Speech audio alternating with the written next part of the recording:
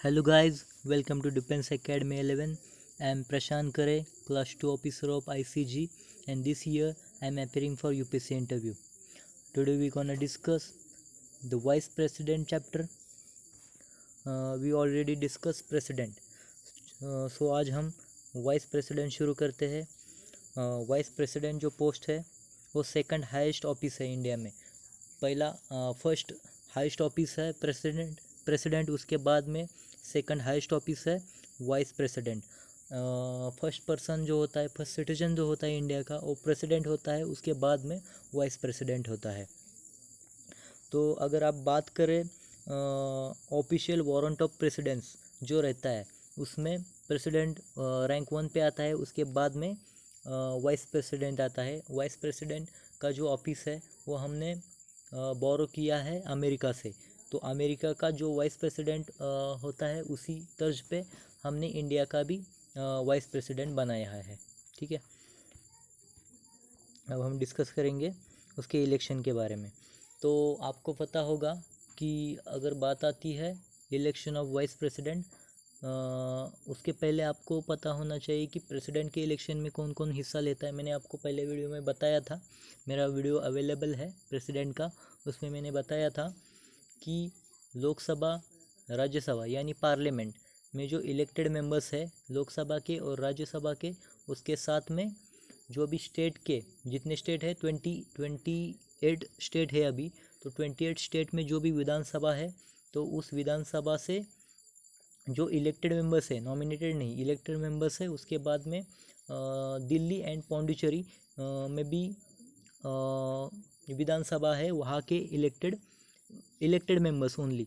तो ये सभी लोग हिस्सा लेते हैं इलेक्शन ऑफ प्रेसिडेंट में. और अगर बात करें वाइस प्रेसिडेंट की, तो वाइस प्रेसिडेंट के इलेक्शन में इतने लोग भाग नहीं लेते, मतलब पार्टिसिपेट नहीं करते. इसमें कितने लोग आते हैं, तो वाइस प्रेसिडेंट के इलेक्शन में लोकसभा और राज्यसभा के ओनली मेंबर्स ऑफ लोकसभा और राज्यसभा, और वो भी इलेक्टेड एंड नॉमिनेटेड आल्सो. मतलब प्रेसिडेंट में हम सभी इलेक्टेड ले रहे थे, लोकसभा राज्यसभा के ओनली इलेक्टेड थे. लेकिन इसमें बात करें तो जो भी इलेक्टेड है और जो भी नॉमिनेटेड है, मतलब पूरी पार्लियामेंट में जो भी मेंबर्स है वो इसमें इलेक्शन में हिस्सा लेंगे. स्टेट के लोग इसमें हिस्सा नहीं लेंगे. साथ में जो दिल्ली और पौंडीचेरी में जो विधानसभा है उसके भी लोग इसमें भाग नहीं लेंगे. सिर्फ कौन पार्टिसिपेट करेगा इसमें, लोकसभा और राज्यसभा, और इसमें नॉमिनेटेड भी और इलेक्टेड मेंबर्स भी, ये दोनों भी मेंबर्स, दो तरह के मेंबर्स इसमें पार्टिसिपेट करेंगे, और सिर्फ ओनली एंड ओनली पार्लियामेंट इसमें हिस्सा लेगा. तो इसमें दिया है, हाईलाइट किया है मैंने, he is elected by the members of electoral college consisting of the members of the both houses of the parliament, और ओनली पार्लियामेंट के. बाद में बात करें कि प्रेसिडेंट के इलेक्शन से ये किस तरह से अलग है, तो आप इसमें पढ़ सकते हैं, it consist of both elected and nominated members of the parliament.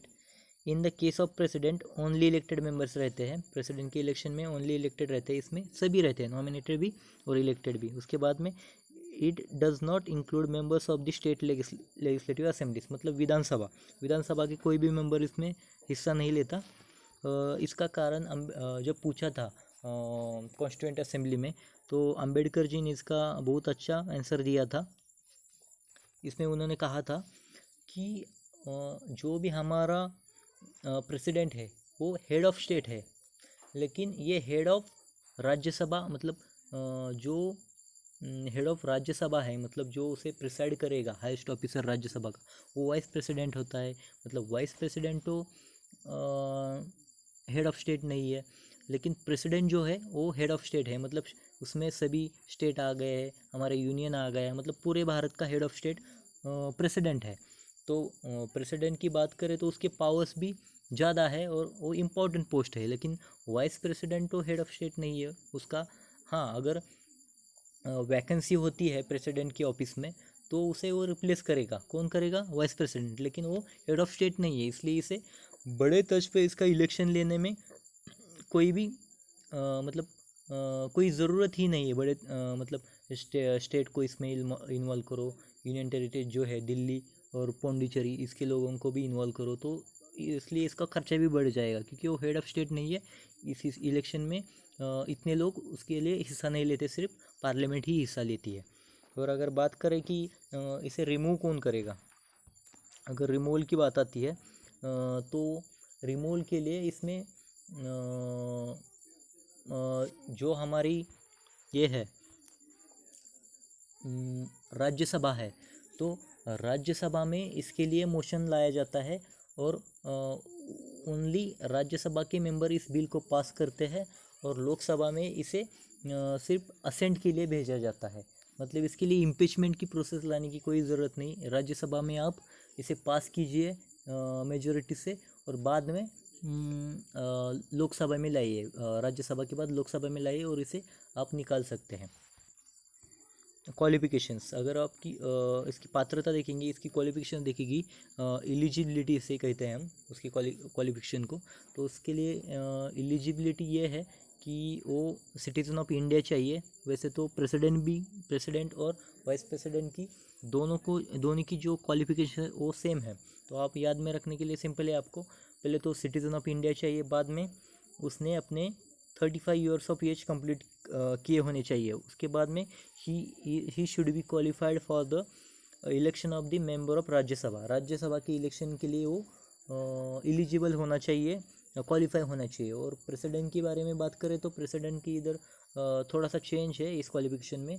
President Lok Sabha के इलेक्शन के लिए क्वालिफाई चाहिए, लेकिन बात करें वाइस प्रेसिडेंट की तो वो qualify for the election of the Rajya Sabha. उसने कोई भी ऑफिस ऑफ प्रॉफिट उसके अंडर नहीं होना चाहिए। प्रेसिडेंट के लिए भी ये था।